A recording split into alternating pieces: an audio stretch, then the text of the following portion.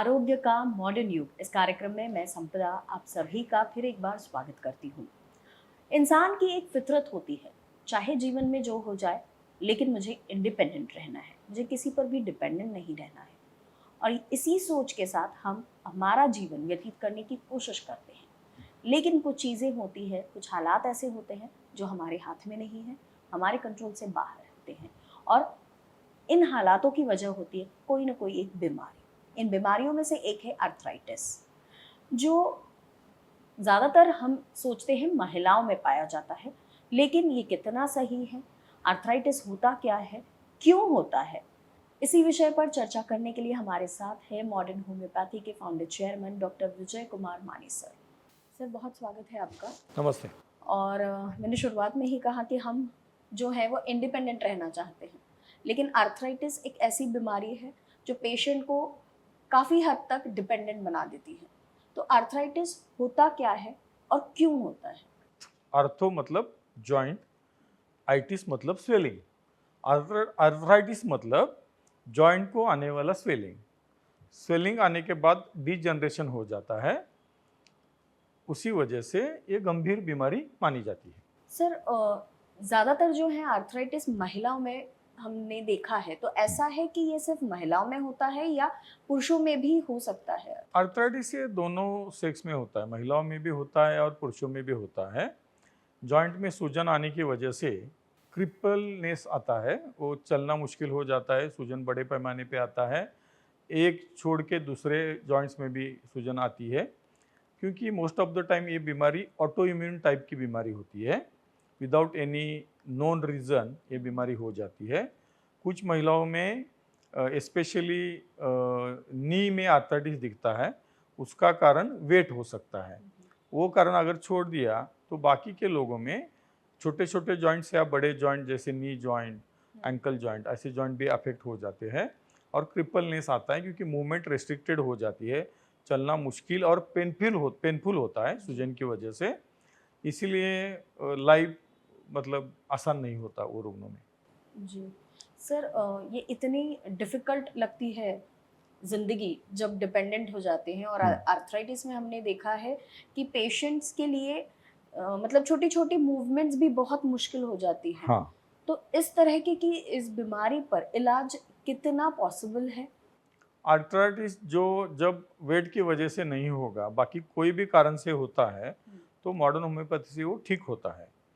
जो रुग्णों में वेट की वजह से नी का आर्थराइटिस होता है, तो उन्होंने वेट कम करना चाहिए। अगर वेट वो कम कर सकते हैं, तो जहाँ वो सूजन की वजह से जॉइंट की झीज होती है, जॉइंट खराब होते हैं, तो वो पूरी तरह भर जाती है। ऐसे मैंने पिछले 29 साल में पाया है। सिर्फ वो लोगों में वजन कम करने की ज़रूरत है। वो प्रॉपर डाइट रखेंगे, लो कार्ब वाला डाइट, तो उनका वजन भी कम हो जाएगा। लो कार्ब और हाई प्रोटीन डाइट उन्होंने रखना चाहिए, माफक एक्सरसाइज करनी चाहिए, वॉकिंग जैसी। जो लोगों में ऑटोइम्यून डिसीज की वजह से आर्थराइटिस है, स्पॉन्डिलो आर्थराइटिस या ऑन्कोलॉजिंग स्पॉन्डिलाइटिस या बाकी की भी बहुत सोरियाटिक आर्थराइटिस, ऐसी बहुत सी बीमारियां हैं, वो लोगों में बीमारी पूरी तरह ठीक होती है। अगर उनका वजन कम है या वजन ज़्यादा है तो वेट लॉस करने की उनकी तैयारी है, तो ये बीमारी पूरी तरह ठीक होती है। पहले 2-3 महीने में ही उनमें इम्प्रूवमेंट दिखती है, सूजन आना कम हो जाता है, दर्द कम हो जाता है, क्रिपलनेस कम हो जाता है, चलने की शुरुआत हो जाती है अगर नी में आर्थराइटिस है तो, और वो पूरी तरह ठीक होने तक जाते हैं। सिर्फ ट्रीटमेंट लॉन्ग टर्म में रहने की संभावना होती है, लॉन्ग टर्म में लेनी चाहिए ट्रीटमेंट, पूरी तरह ठीक होने तक लेनी चाहिए। धीरज रखने की बहुत ज़्यादा ज़रूरी है, क्योंकि लोग क्या होते हैं कि बीमारी को फेडअप हुए लोग होते हैं कि उनको नहीं लगता कि कोई होप है। तो क्योंकि हमारे पास ऐसे भी पेशेंट आए थे कि जो पेशेंट को चलकर आना मुश्किल था, उनको लोग उठा कर लाए थे ऐसे या लेटा कर लाए थे।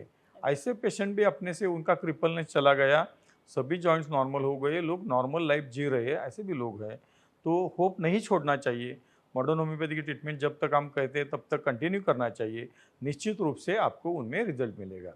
जल्दबाजी करेंगी तो मुश्किल है फिर। सर, आर्थराइटिस के लिए एज फैक्टर कितना इम्पोर्टेंट है या कितना मायने रखता है? नहीं, जो ऑटो इम्यून आर्थराइटिस है, जैसे कि psoriatic arthritis, ankylosing spondylitis, rheumatoid arthritis, rheumatic arthritis, ये जो बीमारियां हैं, ये सभी बीमारियां ऑटो इम्यून डिसीजेस है। शरीर ही खुद शरीर के ऊपर कनेक्टिव टिश्यू के ऊपर, एसएलई में भी होता है वैसा, सिस्टेमिक लूपस एरिथेमेटोसस में शरीर के ऊपर काम करता है कनेक्टिव टिश्यू के ऊपर, और उनके जॉइंट्स खराब हो जाते हैं, मतलब सूजन आती है जॉइंट्स में। छोटे बच्चे भी है उसमें और एडल्ट भी है। कुछ बार ये बीमारी आनुवंशिक है, ऐसा भी देखा है, क्योंकि हमारे पास एक पेशेंट है लांजेवार करके, नागपुर के ही पेशेंट है। उनमें माताजी को भी है और उनके लड़की को भी बीमारी है, दोनों भी ठीक हुई है अभी अपनी ट्रीटमेंट से। लेकिन बहुत ट्रीटमेंट कुछ किया उन्होंने, कुछ फर्क नहीं पड़ा था। अपने से सब कुछ अपने ट्रीटमेंट के बाद सब कम हुआ है, रेगुलर मूवमेंट करती है, वो बच्ची छोटी स्कूल में भी जाती है और पूरी तरह नॉर्मल है। तो ऑटोइम्यून आर्थराइटिस जो रहते हैं वो सभी आर्थराइटिस पूरी तरह ठीक हो सकती है, सिर्फ धीरज रखने की जरूरत रहती है। अगर आप धीरज रख सकते हो तो निश्चित तौर पे हमारे पास आ जाइए, हम आपको ट्रीट कर सकते हैं। सर, अभी आपने बहुत अलग अलग प्रकार के आर्थराइटिस के बारे में बताया, लेकिन क्या हम आर्थराइटिस से अपने आप को बचा सकते हैं? कुछ प्रिकॉशंस अगर हम ले तो ये मुमकिन है कि नहीं? वजन की वजह से जब आर्थराइटिस होता है, स्पेशली आर्थराइटिस ऑफ नीज, तो वजन कम करना अपने खुद के हाथ में होता है। जी। खाने पे हम कंट्रोल कर सकते हैं, लो ऑयल डाइट और कार्बोहाइड्रेट का प्रमाण कम करेंगे तो निश्चित तौर पे वजन नहीं बढ़ेगा और आपको आर्थराइटिस नहीं होगा। अगर फिर भी हो गया है तो वजन आप कम करेंगे, वो भी खाने के हिसाब से ही होता है। खाना आप कम करेंगे, दिन में थोड़ा एक दो बार ही खाना खाएंगे, लो कार्ब वाला खाएंगे, हाई प्रोटीन वाला खाएंगे, तो वजन कम हो जाएगा आपका। वजन कम होने के बाद रिपेयर होना सीधी और आसान बात है। तो ये प्रिवेंट करने के लिए वजन कम रखना बहुत ज़रूरी बात है। जो लोगों में ऑटो इम्यून आर्थराइटिस है उन्होंने मॉडर्न होम्योपैथी के पास ट्रीटमेंट के लिए आना चाहिए, क्योंकि कन्वेंशनल उपचार पद्धति में स्टीरॉइड्स और पेन किलर छोड़ के कोई ट्रीटमेंट नहीं है। ये लोगों में बहुत बार सर्दी, खांसी, अस्थमेटिक कंप्लेंट्स भी रहती है आर्थराइटिस के लोगों में। तो उनके लिए भी आपने ज़्यादा ट्रीटमेंट ले लिया तो समझो अस्थमा का अटैक कम हो जाएगा और इधर आर्थराइटिस पैदा हो जाएगा, ऐसे भी मैंने देखा है। तो अवॉइड करना चाहिए, स्टेरॉइड की ट्रीटमेंट अवॉइड करनी चाहिए, पेन किलर भी अवॉइड करनी चाहिए, क्योंकि जब पेन किलर और स्टेरॉइड ज़्यादा पैमाने पे लिया जाता है तो मल्टीपल ऑर्गन फेल्यूर होने की भी संभावना रहती है। दूसरी बात, एक जॉइंट का सूजन कम हो गया तो दूसरे में आ जाता है, तीसरे में आ जाता है और पेशेंट क्रिपल्ड होता है, ऐसे मैंने देखा है। तो कन्वेंशनल ट्रीटमेंट का कोई फायदा नहीं, वो नहीं लेना चाहिए, सप्रेसिव ट्रीटमेंट कोई नहीं लेना चाहिए, ऐसी मेरी मान्यता है। सर, कुछ सिम्टम्स आप बता सकते हैं कि जिससे पेशेंट को पता चले कि उन्हें आर्थराइटिस की शुरुआत है और वहीं से वो ट्रीटमेंट लेने की भी शुरुआत आर्थराइटिस जैसे मैंने बताया कि आइटिस मतलब इन्फ्लेमेशन, उधर सूजन आ जाएगी पर्टिकुलर एक जॉइंट को, छोटे जॉइंट को या बड़े जॉइंट को, हाथ या पैर के जॉइंट को या फोर आर्म के जॉइंट को या लिम्ब के लोअर लिम्ब के जॉइंट को या नीज को। तो कहीं भी सूजन आती है, सूजन आने के बाद वो स्टिफनेस आती है और मूवमेंट रेस्ट्रिक्ट हो जाती है। चलना या हाथों या पैर का मूवमेंट करना या एंक्लोजिंग स्पॉन्डिलोसिस में नेक की मूवमेंट या स्पाइन की मूवमेंट डिफ़िकल्ट हो जाती है।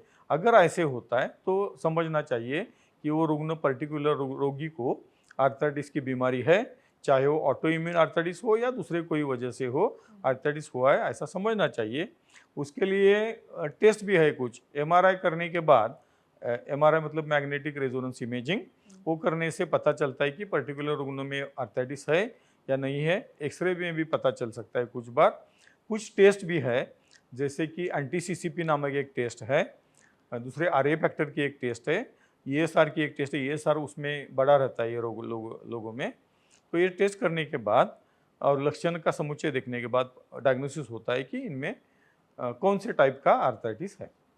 सर, इतने सारे पेशेंट्स को आपने ट्रीट किया है और आर्थराइटिस से उन्हें निजात दिलाई है, उन्हीं में से एक है सुरेखा राउत जी, उनके बारे में आप क्या बताएंगे? सुरेखा राउत जी मेरे को, जब मैं नागपुर में गया था कुछ महीनों पहले, तो मेरे को मिलने आई थी। वो मेरे को मिली क्योंकि उनको मालूम नहीं था कि कौन से डॉक्टर का रिसर्च से उनको बीमारी से आज़ादी मिली है, तो इसलिए वो मेरे से मिलने आई थी। मैंने उनको देखा, तब वो पूरी तरह ठीक हुई थी। उनको भी आर्थराइटिस की वजह से घुटनों में सूजन आती थी, सूजन की वजह से वो चल नहीं सकती थी, मूवमेंट रिस्ट्रिक्टेड थे, बारंबार उनको टेम्परेचर आता था और वेट भी उसकी वजह से बढ़ रहा था। जैसे वेट बढ़ रहा था उस वैसे उनकी बीमारी बढ़ रही थी। अपने ट्रीटमेंट के 2-3 महीने में ही उनको इम्प्रूवमेंट दिख गई, सूजन कम हो गया, चलना शुरू हो गया, फीवर आना बंद हो गया और वो पूरी तरह अभी स्वस्थ है। थोड़ा सा डाइट किया, उससे उनका वजन भी कम हुआ है और पूरी तरह नॉर्मल हेल्दी लाइफ वो अभी जी रही है। ये तो हमें सर से पता चला है कि सुरेखा जी की बीमारी कितनी मतलब तकलीफदेह थी और उन्हें मॉडर्न होम्योपैथी का कितना बड़ा सहारा हुआ है। आइए सुरेखा जी से जानते हैं इस खुशी के बारे में और मॉडर्न होम्योपैथी का एक्सपीरियंस कैसा रहा इसके बारे में भी। सौ सुरेखा देवेंद्र राउत नागपुर के रहवासी। उन्हें 1-1.5 सालों से रूमेटॉइड आर्थराइटिस यानी वात रोग की बहुत तकलीफ थी। उनके घुटनों पर और घुटनों के नीचे बहुत सूजन थी। उनका चलना, गाड़ी चलाना और सीढ़ियां चढ़ना करीब बंद हो चुका था। बहुत से उपचार करने के बाद भी उनको आराम नहीं मिला। नमस्कार, मैं सौ सुरेखा देवेंद्र राउत नागपुर की रहने वाली। मुझे रोमेटॉइड आर्थराइटिस की तकलीफ थी। मुझे 1 से 1.5 सालों से घुटनों में बहुत तकलीफ थी। मेरे घुटनों पर और घुटनों के नीचे बहुत सूजन आ गई थी।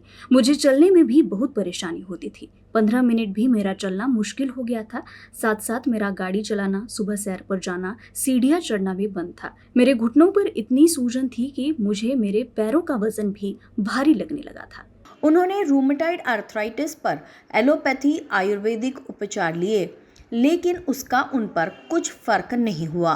इस परेशानी से छुटकारा पाने के लिए मैंने एलोपैथी और आयुर्वेदिक के उपचार लिए, लेकिन मुझे बिल्कुल भी आराम नहीं मिला। तो मैंने ऑर्थोपेडिक डॉक्टर से सलाह लेने का सोचा।